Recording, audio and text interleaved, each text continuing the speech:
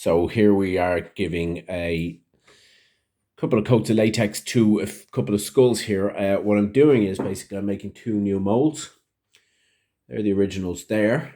And this is the first coat going on now. So the first coat when you're painting, especially with this level of detail, is you really want to make sure that you catch it all. Okay, so underneath cheekbones there, make sure that's done. And I'm just going to start on this one. I'm going to give it its first coat. Now, don't mind the plastic tabletop that I'm using. It's absolutely filthy.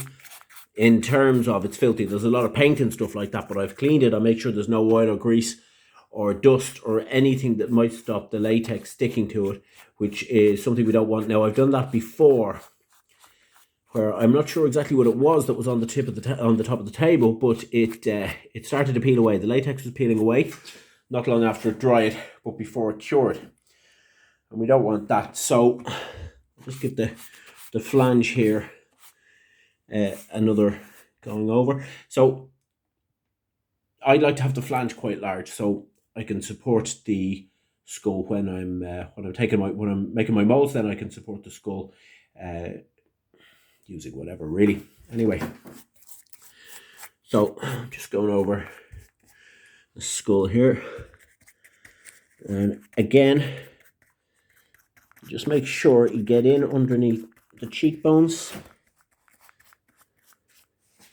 inside the nostrils there. Okay, now this skull here is made of herculite. It's not glued to the tabletop. This one is plastic. This is actually the original. Now, this was given to me by my girlfriend ages ago as a present, and that's actually hollow plastic. So I've glued it using hot glue to the tip of this plastic table. This one, herculite, it's not, I haven't been bothered really to glue it to the top of the table. So I've just let its own weight keep it there while I put the latex on. And while I build the flange around the bottom there, and as that hardens, as the first couple of layers harden, the latex will anchor the skull to the top of the table. So there should be no difficulty with it moving. As I said, the important thing about the first coat, you don't need to have a lot of it on, but you do need to make sure you get in underneath all these cuts and all this little detail.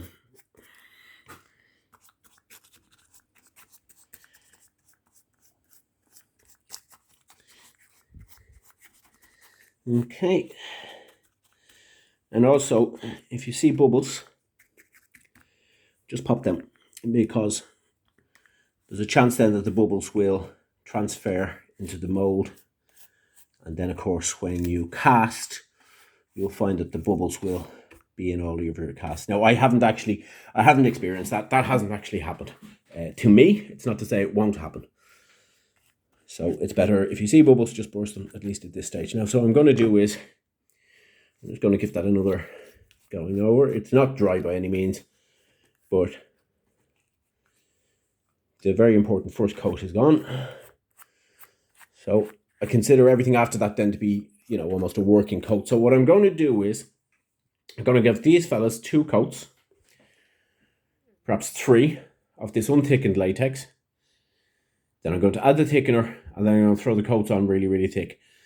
I think with this particular latex, which I've spoken about before, I can probably have these 2 ready to go in maybe 3 days. So I'm going to give them, I'm not really sure. I do a lot of things by eye.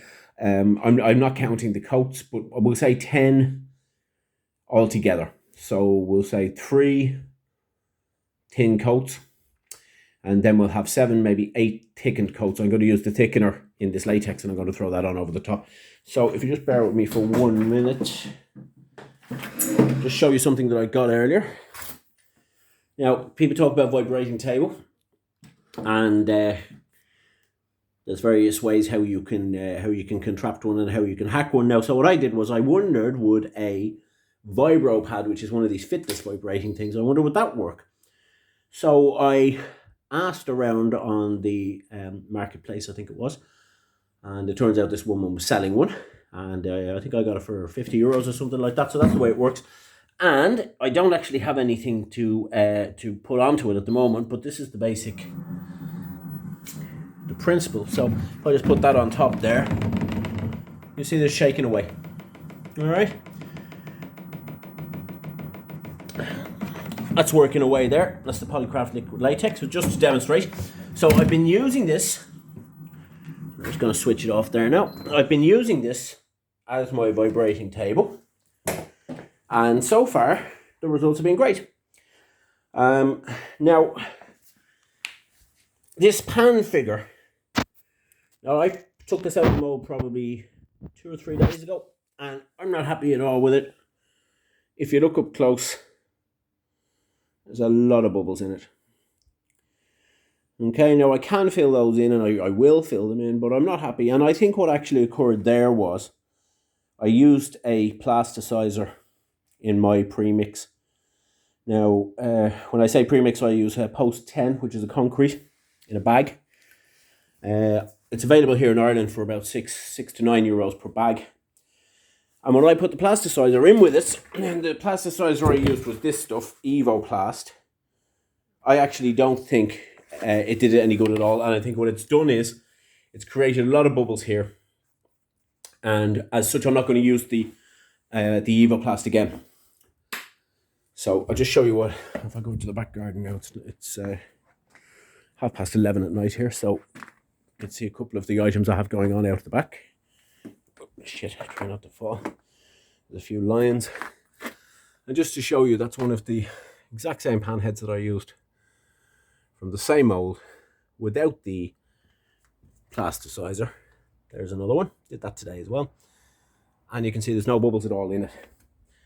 These are a few green men. I cast those yesterday. And there's no bubbles in those either. This is the mold that I used for the pan head there. I made this myself, of course. So, probably 20 layers of latex. And if you look closely, see layers of jute scrim, which is basically just, it's kind of twine fabric. Mix that in after about 4 or 5 layers, then I put that in on top, or in between, put in a few thick layers over it. So, gives it nice toughness. Nice toughness, you see. So instead of a mother mold, I just have this. I think this came from a Tasmo coffee maker, and it's just a expanded polystyrene, and just the forehead of the mold fits right in there. But it's a tough enough mold, so it doesn't need an awful lot of support. There's another one. Made that at the same time. I think of 3 or 4 of those. I only really use 2 at a time at the moment. The mother mold I made for that looks pretty nasty, but it does the trick. It's just plaster of Paris poured into a plastic container. Sits down into that there. So just a quick look at a couple of other things I have lying around now. I'm just doing this now because I have got a proper camera, which I will put a memory card into tomorrow, and hopefully I can start uploading some decent videos for a change. And there's a couple of the green men now. I have an order for these from a garden centre.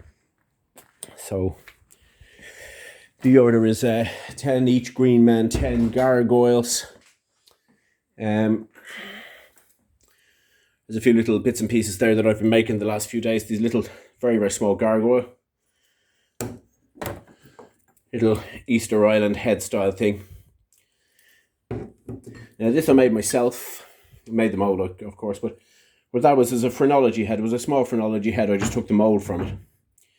This small little imp. This is from a mold that I bought. It was very expensive, the mold. I think it was in the region of 16, 17 euros from a supplier in the UK. This was something similar, you know. It was really expensive. I'm not going to bother. I don't think I'm going to bother making molds from it.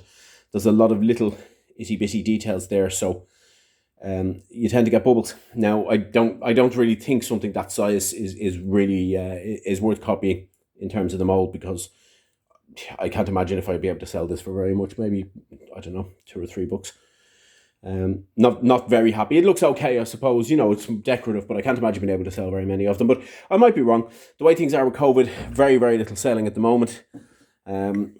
This is something now that I got. This was a Chinese mold. It was a silicone mold. And you can see there it's just a child of some sort asleep in a hand. These are bubble holes that I filled in there just with Portland cement. You can see a little bit rough looking, but otherwise turned out okay. Actually, I think that hole needs to be filled again. Yeah, it's okay. I mean, I'm going to paint that. I'm going to paint that. So, and I'm going to paint most of these. So, yeah, I'm quite happy with that little one. This is just, I don't mind the state of the floor. This is one of the green men that I did. I probably did this, about a month ago, maybe more. Of course, like an idiot, I forgot to put something to hang it in the back. I was trying to make a hole in it, but it's set solid concrete at that stage, so I'm not going to bother. From now on, nothing leaves the house without a hanging hook. That's a green man there hung up. Just a few bits and pieces around it. So, these are plaques. I got the original Carcassonne of France. Same place I got my gargoyle. And I made a couple of molds from this. Well, if anyone's interested, I'll show you some more details on that. So there's a few of these. I haven't sold any. Oh, hang on, I've sold one or two of these. Very slow. Very slow. Everything's very slow to sell at the moment.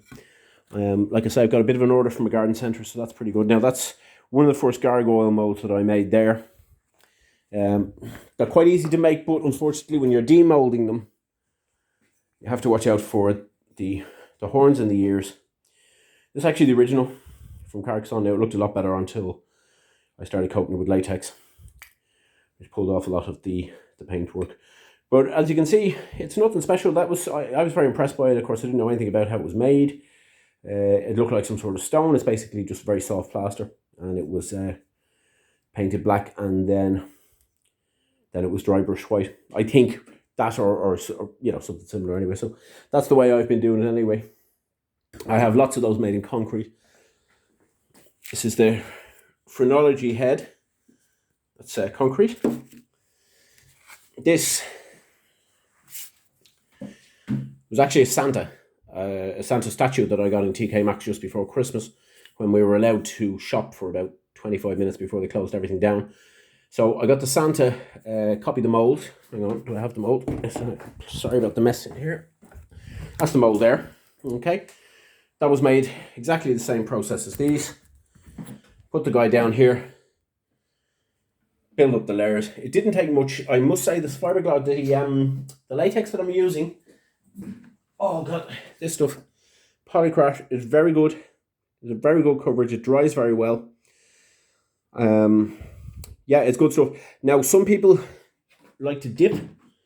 I haven't gotten around to doing that yet. It's not to say I won't do it. The reason I'm doing the mold, the layers, is because that's what I know how to do, and that's the way I have been doing it. That's another one of the gargoyle molds that I made there. You can see now it's quite old. You can see the colour of it. But I've cast a lot from that now. I've cast a few. The problem with these gargoyles is you have a little undercut on the chin. So when you fill the cement or the Herculite or whatever it is in, you need to waggle it like that. Make sure you get all the stuff in there. Give it a good squeeze, good whack, and get the bubbles out, because the bubbles in something like that will show up very readily. Now, we are going to have a look at this. These are the raven skulls. I bought the mold from China. I've made quite a few of these, and they've actually sold quite well. I'm getting about $10 each for them. Now, obviously, I paint them up. I'll show you now what that looks like.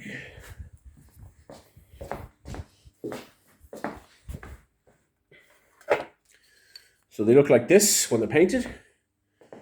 I've just literally base coat them black, and then I dry brush it with gold. It's a gold paint I have here. Rustin's Gold, which I can't find because you can see the place is an absolute mess. So, this is just part 2 of my molds. So get an idea what's going on. If you're interested in seeing any more of these, and I'm hoping, like I say, I have a better camera, so I should be able to upload a little bit more content. So just if you hit like and subscribe there for me, please, that'd be really great. Thanks very much. Bye bye.